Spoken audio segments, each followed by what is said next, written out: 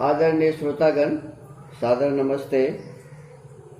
मैं बहुत हृदय के उद्गार को लेकर आप सबसे निवेदन कर रहा हूँ।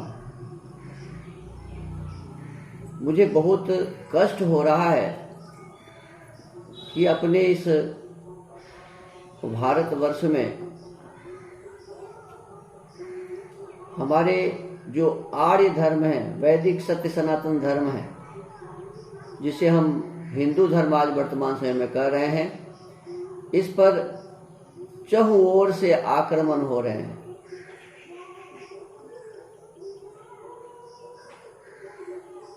हिंदू धर्म के अलावे जितने भी लोग हैं, किसी न किसी प्रकार से इसे कमजोर कर रहा है।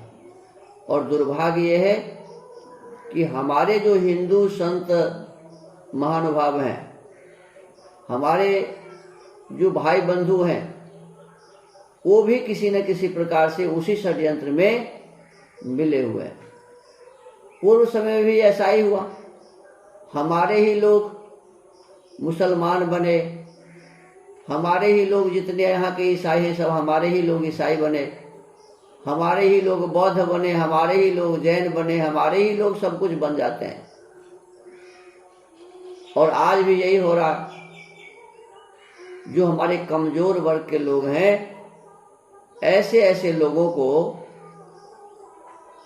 ये ईसाई मिशनरियां चंगाई सभा के नाम पर ईसाई बना रहा है, उसका धर्म परिवर्तन कर रहा है। और इस प्रकार से कर रहा है कि लोगों को पता ही न चले कि ये धर्म परिवर्तन हो रहा है। लोगों को कहा जा रहा है कि तुम्हारे जितने भी दुख है, कष्ट है, बीमारी है, केवल यीशु यीशु करोगे तो तुम्हारी सभी बीमारी ठीक हो जाएंगे। पिता परमेश्वर पर विश्वास करोगे तो तुम्हारी सभी बीमारी ठीक हो जाएंगे। और हमारे जो अनपढ़, अज्ञान, अंधविश्वासी भाई बंधु, माता बहन हैं, वे उनके चक्कर में फंसे हुए हैं, फंस जाते हैं। अभी अभी आपने सुना होगा कि हमारे जो राहुल गांधी जी हैं, ये अभी केरल से लेकर और कश्मीर तक की यात्रा कर रहे हैं। इसमें तीसरे या चौथे दिन की बात है कि एक ईसाई पादरी उनसे कहते हैं कि देखो, हिंदुओं के देवी देवताओं में कोई शक्ति नहीं है, शक्ति तो केवल मात्र एक हमारे यीशु में है। और अब हम लोग 65% हम लोगों की जनसंख्या बढ़ गई है पहले से। जितने हम लोग पहले थे उस जनसंख्या में 65% हम अपनी जनसंख्या बढ़ा लिए हैं। तो हमारा भी आप लोग ख्याल रखो।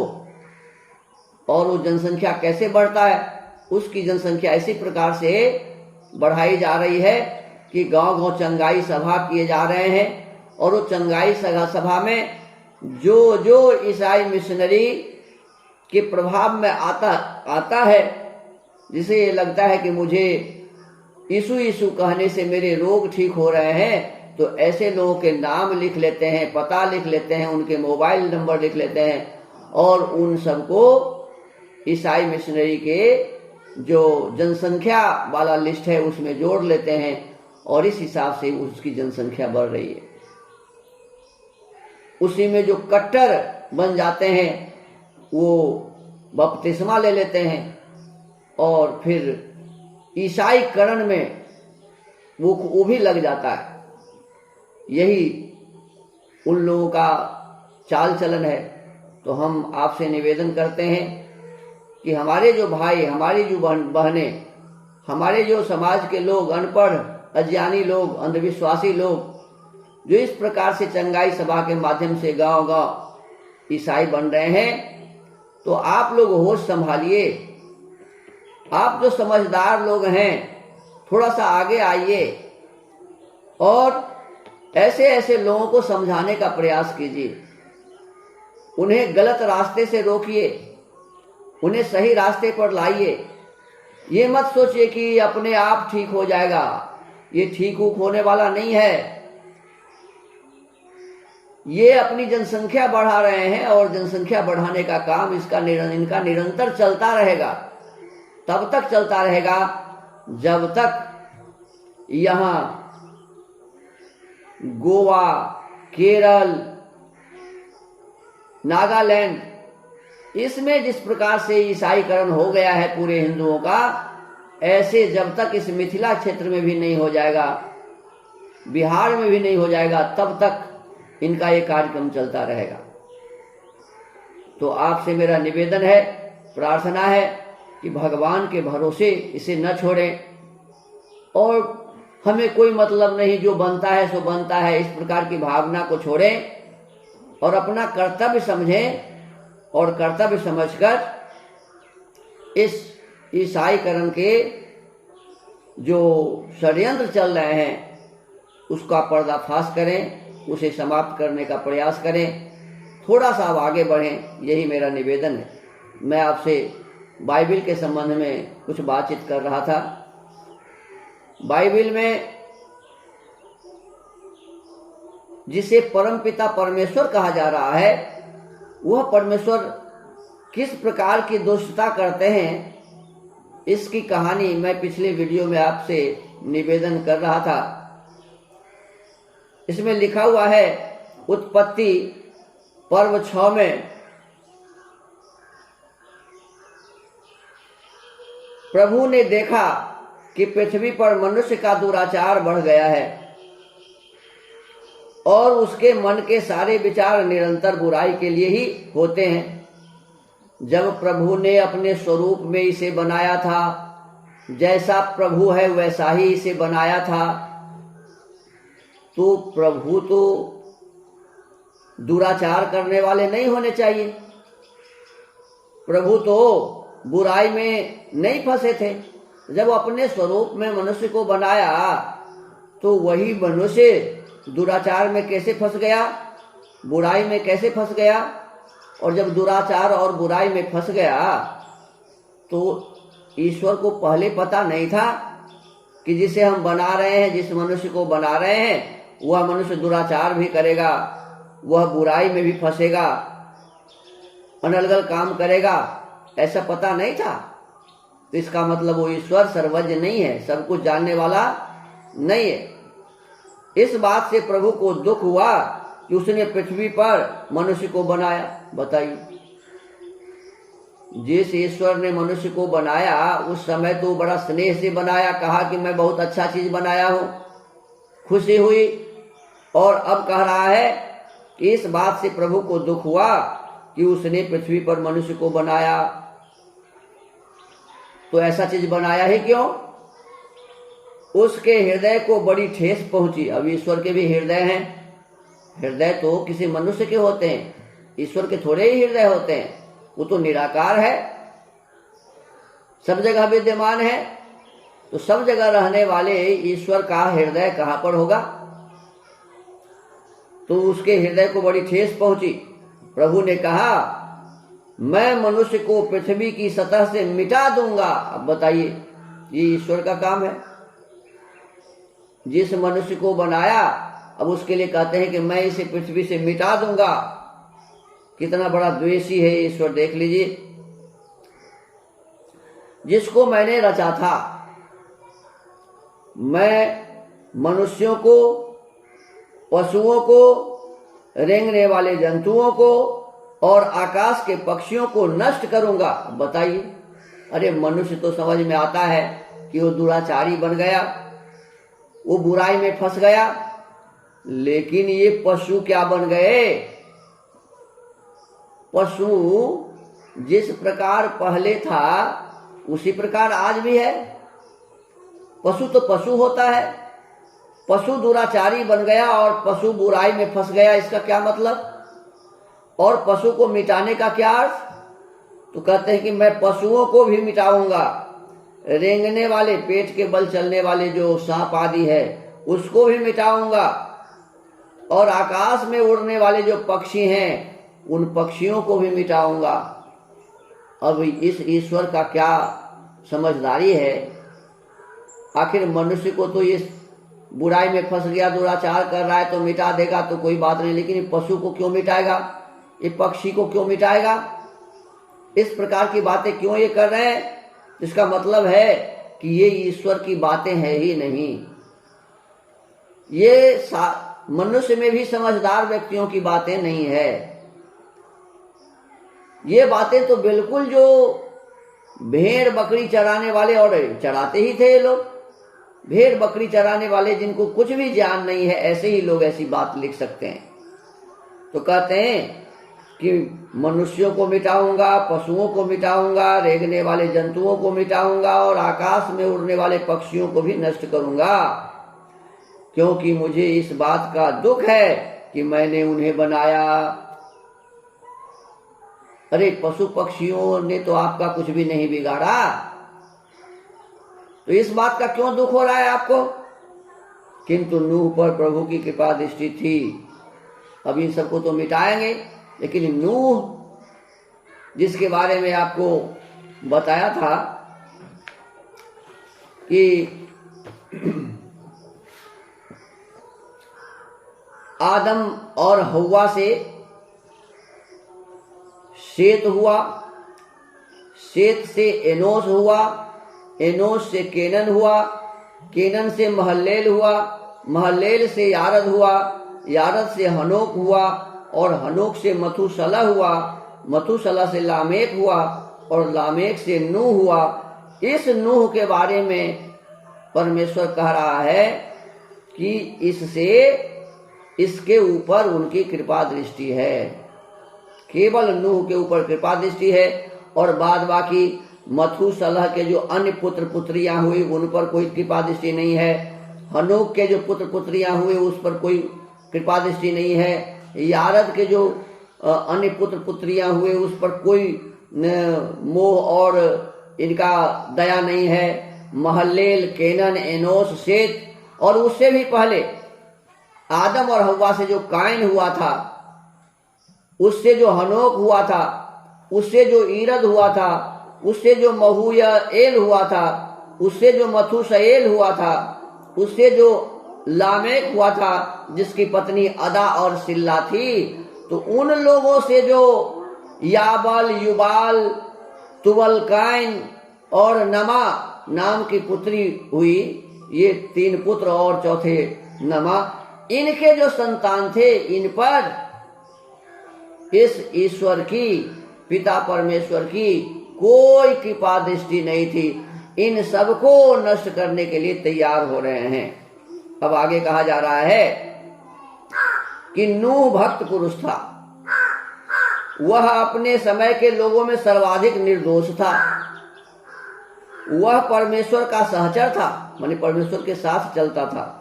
उससे 3 पुत्र उत्पन्न हुए, एक का नाम था शेम, दूसरे का नाम था हाम और तीसरे का नाम था याफत। परमेश्वर की दृष्टि में पृथ्वी भ्रष्ट हो गई थी, वह हिंसा से भर गई थी। परमेश्वर ने पृथ्वी को देखा कि वह भ्रष्ट हो गई है, पृथ्वी को भी देखा कि पृथ्वी भी भ्रष्ट हो गई है, क्योंकि समस्त प्राणियों ने पृथ्वी पर अपना आचरण भ्रष्ट कर लिया था। मनुष्य तो अपना आचरण भ्रष्ट कर ही सकता है, कर भी सकता है, लेकिन अन्य पशु और पक्षी ये अपना आचरण भ्रष्ट कैसे करता है? आज तक तो किसी वैज्ञानिक ने इस बात को नहीं बताया कि पशु भी अपना आचरण भ्रष्ट करता है। पहले से वो अच्छा था, अब खराब हो गया है। अरे शेर जब से जन्म लेता है तब से ही शिकार करता है, सूअर जब से जन्म लेता है तब से ही गंदगी को खाता है। ये थोड़े है कि पहले शेर क्या कहते हैं पशु आदि को नहीं खाता था, मनुष्य आदि को नहीं खाता था और अब खाने लगा है, ऐसी बात तो नहीं है। तो इनके नजर में परमेश्वर ने पृथ्वी को देखा कि वह भ्रष्ट हो गई है, क्योंकि समस्त प्राणियों ने पृथ्वी पर अपना आचरण भ्रष्ट कर लिया था। परमेश्वर ने नूह से कहा, मैंने समस्त प्राणियों का अंत करने का निश्चय किया है। एक नूह से ही वो बातचीत कर रहा था, बाद बाकी किसी से कोई बातचीत नहीं करता था। और देखिए परमेश्वर जैसे मनुष्य बात कर रहा है वैसे ही बात कर रहा है। तो इसका मतलब साफ साफ है कि ये परमेश्वर आदि नहीं था, कोई मनुष्य ही इस प्रकार का था जो बात कर रहा था, जो ईर्ष्यालु था, जो द्वेषी था, जो दूसरे की भलाई को नहीं करना चाहता था, दूसरे की अच्छाई को नहीं देखना चाहता था। ऐसे कोई व्यक्ति ही था जिसे इसमें पिता परमेश्वर कहा गया है। वो केवल नूह से प्रेम करता था। उसने नूह से कहा, मैंने समस्त प्राणियों का अंत करने का निश्चय किया है, उनके कारण पृथ्वी हिंसा से भर गई है, मैं पृथ्वी सहित उनको नष्ट करूंगा।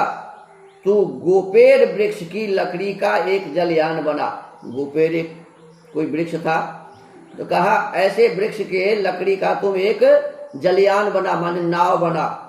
तू उसमें कमरे बना और उस नाव में कमरा बना, उसके बाहर भीतर राल भी पोत देना।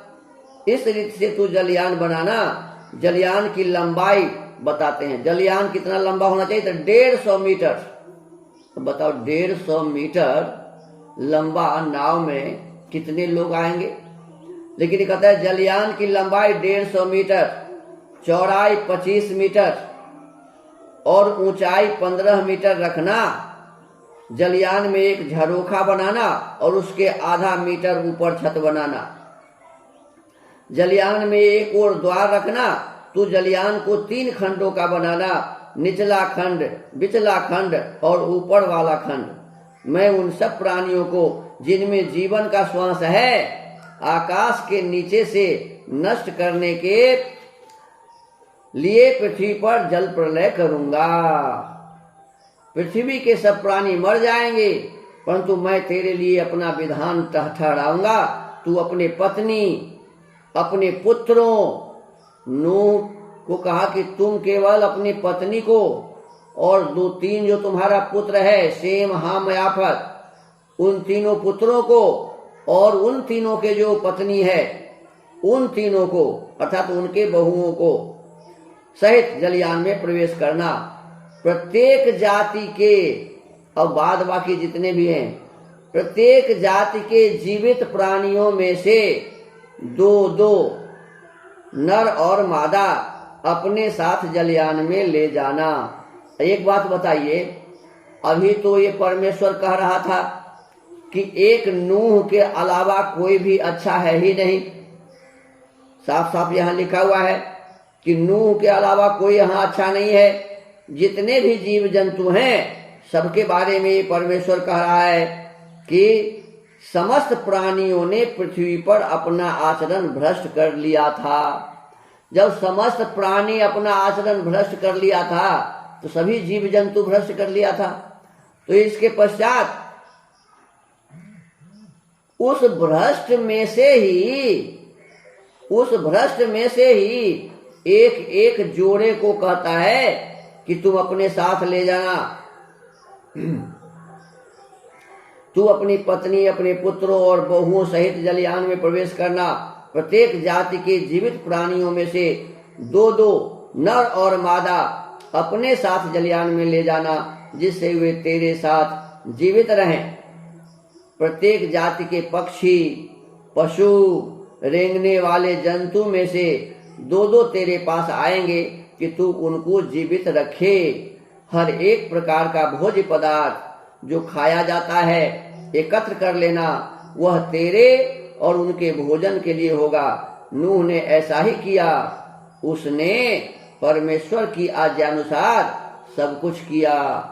उन्हें नाव बनाया।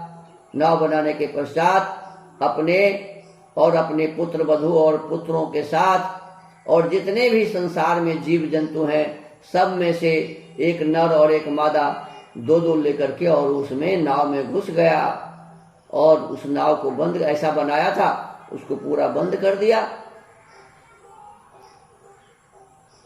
सोचने से पता चलता है कि ये बिल्कुल समझदार नहीं था। ये परमेश्वर तो था ही नहीं और साधारण आदमी में भी ये साधारण आदमी था।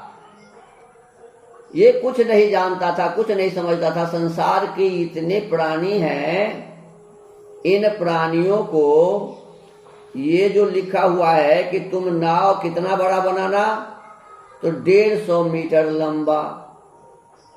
150 मीटर लंबा कितना बड़ा होता है, और 25 मीटर चौड़ा और 15 मीटर ऊंचा। अब इतने बड़े नाव में सारे संसार में जितने प्राणी हैं सब में से दो दो रहेगा, और ये पति पत्नी है, 3 इनके बच्चे हैं, पुत्र हैं, पुत्र वधू है, और उस सब के भी बच्चे रहे होंगे। क्यों कि उस समय उनकी आयु काफी थी। खुद वो स्वयं, ये जो नू है 500 बरस का था तब शेम, हाम और याफत माने जन्म लिया था। तो 500 बरस का आदमी पहले भी संतान जन्माया होगा ना, पहले भी तो संतान रहे होंगे ना उसके, वो कहाँ गए, वो सभी रहे होंगे। और खैर चलिए, नूह के संतान को तो और जो था उसको मारना ही था, 3 ही को बचाना था।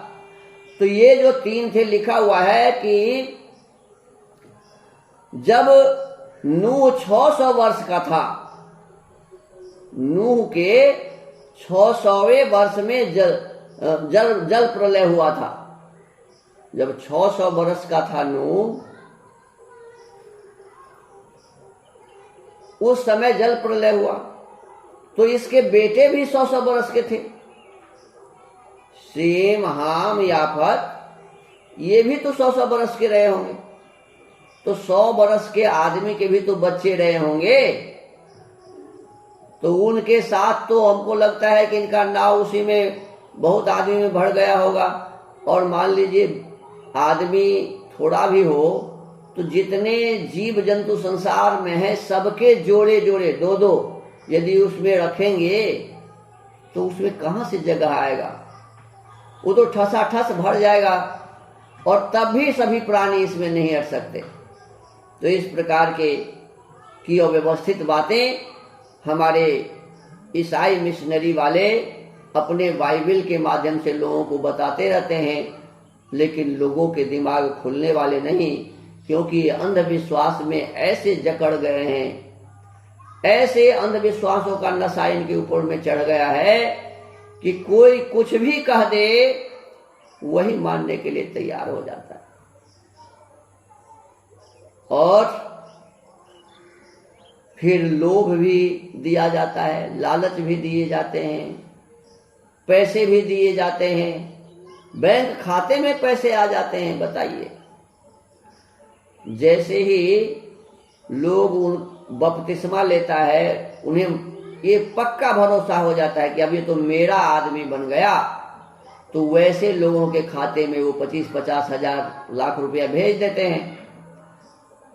काफी विदेश से इनके फंड आते हैं अरबों खरबों, और उस फंड के माध्यम से ऐसे लोगों को पैसे भेजते हैं, और वो लोग उसमें बताते हैं कि मैं जब परम पिता परमेश्वर पर आस लगाया, उनके प्रति समर्पित हुआ, उन पर विश्वास किया, तो मेरे खाते में इतने पैसे आ गए। और जनसाधारण ऐसे मूढ़ हैं, ऐसे नासमझ हैं, उन्हें इस बात की समझ है ही नहीं कि कैसे किसी के खाते में पैसे आते हैं। तो इस प्रकार से हमारे भाइयों को भटकाया जा रहा है, हमारे समाज को तोड़ा जा रहा है। आपसे प्रार्थना है, निवेदन है कि आप इस षड्यंत्र को समझें और इस वीडियो को अधिक से अधिक लोगों तक भेजें, जिससे लोग इस विषय वस्तु को समझकर इस षड्यंत्र से बच सकेंगे। अपने जीवन को जिस प्रकार से हमारा आर्य धर्म है, वैदिक धर्म है, सत्य सनातन वैदिक धर्म है, इस धर्म को ही वो अपना जीवन का आधार समझेंगे। ये ईसाई और मुसलमान नहीं बनेंगे, अन्य धर्मों में नहीं जाएंगे। तो आप सभी इसके लिए प्रयत्न करें, वीडियो को लाइक भी कर दें और सब्सक्राइब भी करें और घंटी भी बजा दें। मेरा आपसे विशेष निवेदन है, प्रार्थना है। और इसी के साथ आज के इस प्रसंग को यहीं विराम देते हैं। इसके आगे कैसे जल प्रलय ये पिता परमेश्वर जो ईसाई के हैं करते हैं, इस पर चर्चा करेंगे। सबको नमस्ते, सबको धन्यवाद। ओम।